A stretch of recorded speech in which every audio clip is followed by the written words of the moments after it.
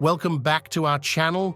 Today, we're diving deep into the true story of the Peaky Blinders, the infamous gang that once ruled the streets of Birmingham.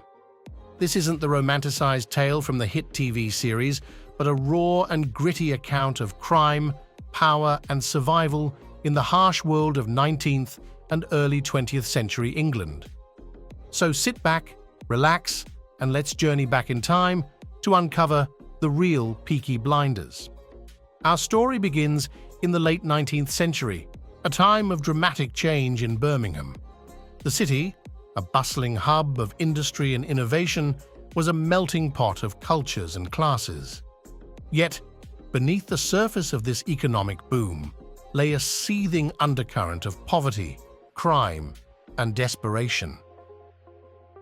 In the shadow of towering factories and smoke-filled skies, young men from the lower working class turned to crime, seeking power and respect in a society that offered them little hope.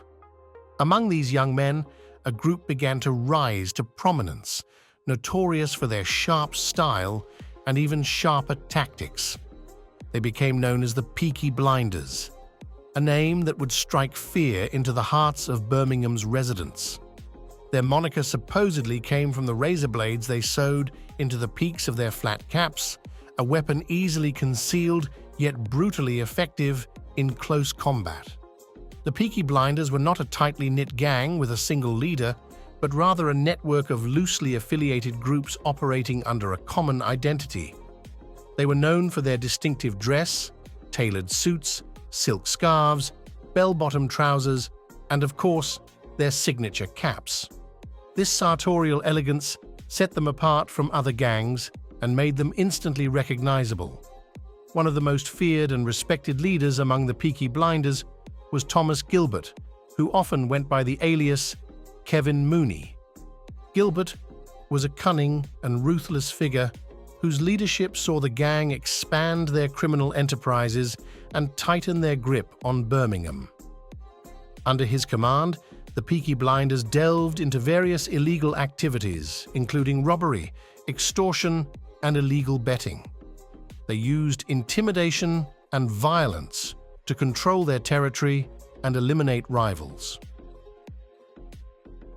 In the dark alleys and crowded streets of Birmingham's small heath, the Peaky Blinders' reputation for brutality grew. They were known to attack their victims with a combination of fists, knives, and their infamous peaked caps, leaving them bloody and broken. Their violent methods ensured that few dared to cross them, and those who did often paid a steep price. As their power grew, so did their boldness. The Peaky Blinders began to infiltrate the ranks of local politicians and law enforcement, using bribery and intimidation to protect their interests. Their influence extended beyond the streets and into the very institutions meant to uphold the law, creating a network of corruption that shielded them from prosecution. Despite their fearsome reputation, the Peaky Blinders were not invincible.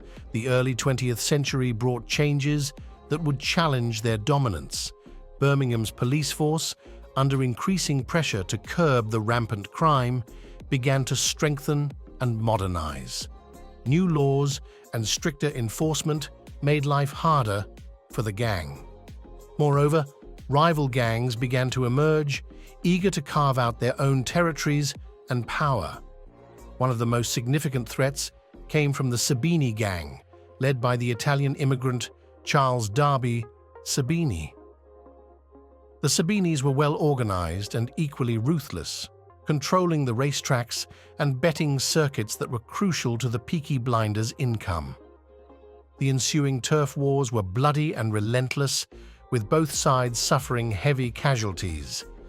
As the Peaky Blinders fought to maintain their grip on power, internal strife also took its toll.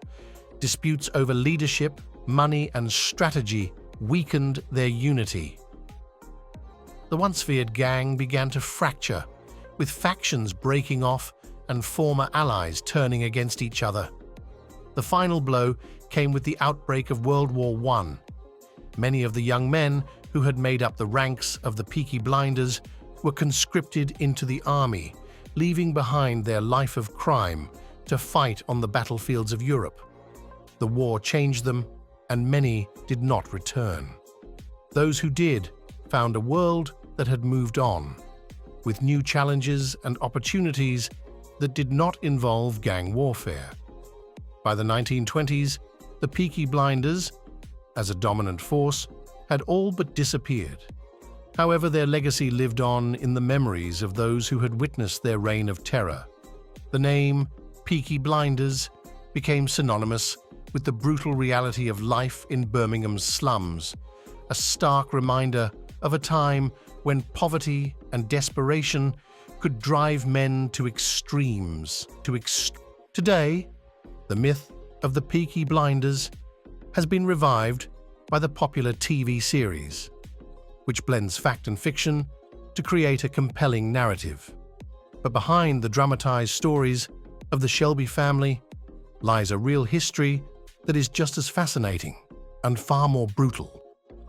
It is a story of young men seeking power and respect in a world that offered them little more than hardship and struggle. It is a story of violence, corruption, and survival against the odds. As we reflect on the real Peaky Blinders, we see a darker side of history that often goes untold. Their story is not one of glamour and heroism, but of gritty, relentless pursuit of power in the face of overwhelming adversity.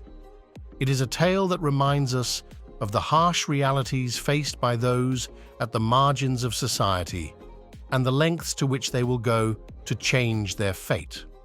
Thank you for joining me on this journey into the past.